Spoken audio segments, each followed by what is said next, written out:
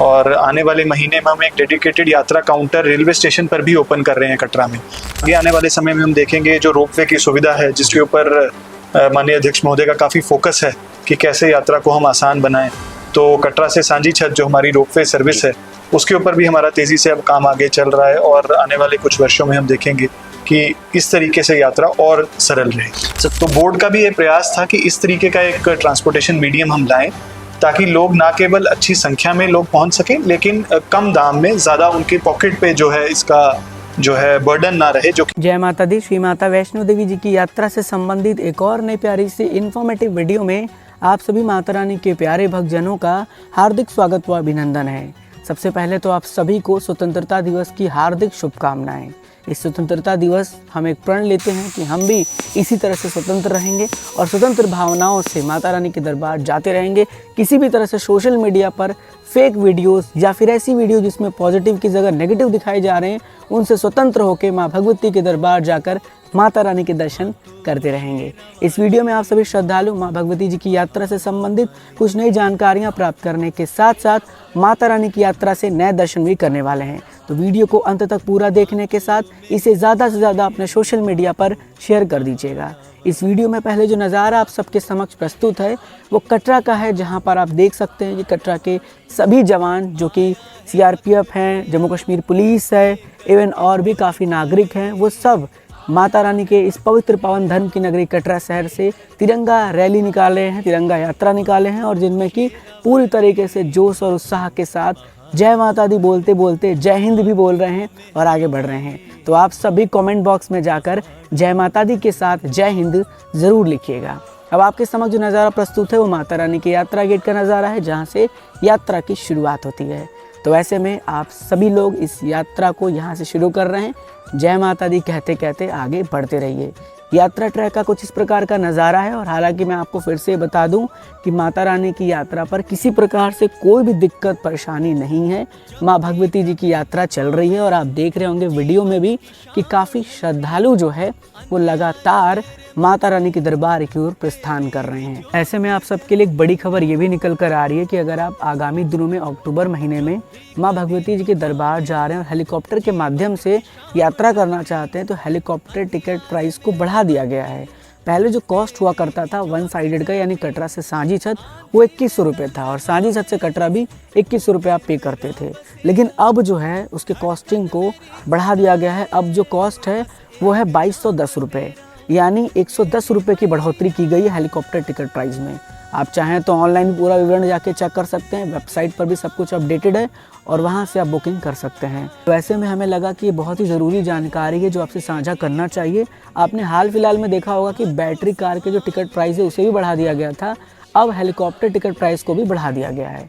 अब आगे बढ़ते हैं वीडियो में। जो आप नज़ारा देख पा रहे होंगे वो माता रानी के पवित्र पावन भवन का अलौकिक नज़ारा है, जहाँ पर काफ़ी अलग दृश्य हमें देखने को मिल रहा है। ऐसा लग रहा है कि माता रानी का पूरा भवन जो है आज के दिन 3 अलग अलग कलरों में देखने को मिल रहा है। पूरे तिरंगा जैसा भवन आपके लिए हमने थोड़ा सा डेकोरेट करके बनाया है। तो आप सब लोगों को वीडियोस कैसी लग रही है कमेंट करके ज़रूर बताइएगा। घर बैठे आप माता रानी के भवन से भी दर्शन कर रहे हैं। इसके साथ साथ अब आते हैं और जानकारियों का सिलसिला शुरू करते हैं। सबसे पहले आप सबके समक्ष जो जानकारी हम प्रस्तुत करने जा रहे हैं वो हमने पहले भी आपको वीडियो में बताया हुआ है कि देखिए RFID कार्ड जो है वो लेना बहुत ज़्यादा अनिवार्य है और RFID कार्ड के काउंटर टाइमिंग को भी बढ़ाया गया है। सुबह 4 से लेके रात 10 बजे तक आप RFID कार्ड काउंटर पर जाकर अपना RFID कार्ड ले सकते हैं। कार्ड लेने के बाद आप 12 घंटे के अंदर कभी भी माँ भगवती जी की यात्रा की शुरुआत कर सकते हैं। इसके साथ साथ जब आप कार्ड लेने जा रहे हैं तो आपके पास एक ID प्रूफ होना इम्पोर्टेंट है, तभी आपको जो है वो RFID कार्ड मिल पाएगा। तो ये बड़ी जानकारी थी, काफ़ी श्रद्धालु पूछते हैं तो मैंने सोचा कि आप सब तक इन्फॉर्मेशन शेयर कर दें। हालांकि मैं आपको बता दूं कि आने वाले समय में रक्षाबंधन है और काफ़ी छुट्टियां पड़ने वाली हैं, वीकेंड्स भी हैं। तो ऐसे में अगर आप आगामी दिनों में दरबार जाने वाले हैं, कोशिश करिए कि RFID कार्ड के लिए ऑनलाइन रजिस्ट्रेशन करा लीजिए। इसका फ़ायदा यही होगा कि आप काउंटर पर आराम से पहुँच के दिखा सकते हैं। और ऐसा होता भी है श्री माता वैष्णो देवी श्राइन बोर्ड द्वारा कि समय समय पर जब रश बढ़ता है जो है वहाँ पे त्योहारों की वजह से, तो काउंटर्स अलग बना दिए जाते हैं ऑनलाइन वाले श्रद्धालुओं के लिए। तो उनको बेनिफिट मिल जाता है और वो आराम से RFID कार्ड ईजिली लेके यात्रा भी शुरू कर सकते हैं। इवन अगर आप ऑनलाइन रजिस्ट्रेशन करा लेते हैं तो आप जो है ना वो जो ताराकोट मार्ग का स्टार्टिंग पॉइंट है वहाँ जाके 24 घंटे के अंदर कभी भी अपना RFID कार्ड लेकर अपनी यात्रा की शुरुआत कर सकते हैं। और ज़्यादा रश होता है ना तो नीचे से ही RFID कार्ड काउंटर को भी बंद कर दिया जाता है। इसलिए कोशिश यही करिएगा कि आगामी दिनों में अगर आप दरबार जा रहे हैं तो अपना RFID कार्ड सबसे पहले प्राप्त कर लें। अब आगे बढ़ जाते हैं वीडियो में और बात करते हैं माता रानी के दर्शन की। इस समय देखिए श्रद्धालुओं को माता रानी के दर्शन भी बहुत आराम से इजीली हो पा रहे हैं, किसी प्रकार से कोई दिक्कत नहीं है। दूर दूर से श्रद्धालु पहुंचकर माता रानी के दर्शन कर रहे हैं। लेकिन जैसा कि मैं हर वीडियो में आपसे बताता हूं कि अगर आपको अच्छे से दर्शन करना है तो आप रात को 12 बजे के बाद जाइए या फिर आप दिन में 12 बजे के बाद जाइए, आपको दर्शन बहुत अच्छी तरीके से होगा माता रानी के और आप आराम से माता रानी के दर्शन प्राप्त कर लेंगे। साथ ही साथ मौसम की जानकारी शेयर कर दें, क्योंकि मौसम के बारे में अक्सर लोग कमेंट करते हैं, लाइव में पूछते हैं कि मौसम कैसा है, मौसम कैसा है। देखिए माता रानी के दरबार में मौसम एक जैसा नहीं रहता है। अगस्त जुलाई में ज़्यादातर बारिश देखने को मिलती ही मिलती है, तो ऐसे में प्रिपेयर होके जाइए। मैं यही कहता हूँ, अपने साथ रेनकोट, अम्ब्रेला, गर्म कपड़ा, जितने भी ज़रूरत के सामान हैं वो सब रख लीजिए ताकि आपको किसी प्रकार से कोई भी कठिनाई का सामना ना करना पड़े और आप आराम से माँ भगवती जी के दर्शन प्राप्त कर पाएँ। तो सारी रिलेवेंट जानकारी मैंने इसमें आपसे शेयर भी कर दी है। सुविधाओं की बात कर ली जाए तो जैसा कि आपको पता ही है कि सारी सुविधाएं श्रद्धालु को मिल जाती है, लेकिन वहीं अगर मौसम हल्का सा ख़राब होता है तो हेलीकॉप्टर नहीं चलता है।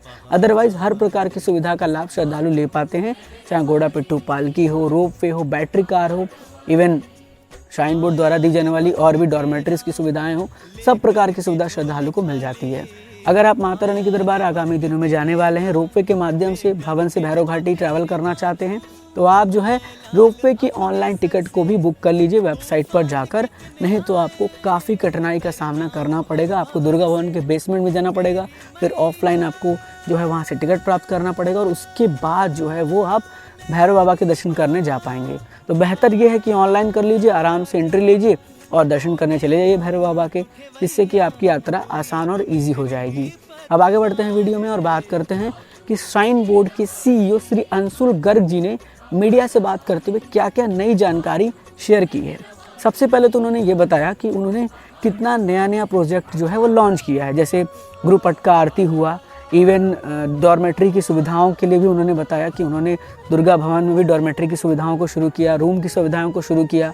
उन्होंने ये भी बताया मीडिया से बात करते हुए कि उन्होंने अर्धकुंवारी प्रांगण पर भी आरती की शुरुआत की, साथ ही साथ प्लांटेशन की शुरुआत की, पौधा प्रसाद की शुरुआत की, तमाम प्रकार की चीज़ों को उन्होंने अपने मीडिया से बात करते हुए बताया।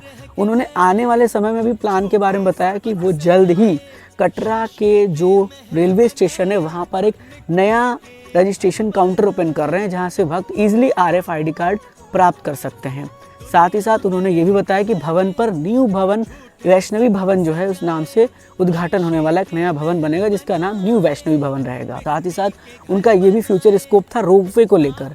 रोपवे की जानकारी भी उन्होंने साझा की कि लगभग काफ़ी ज़्यादा मेहनत के साथ रोपवे को तैयार किया जा रहा है।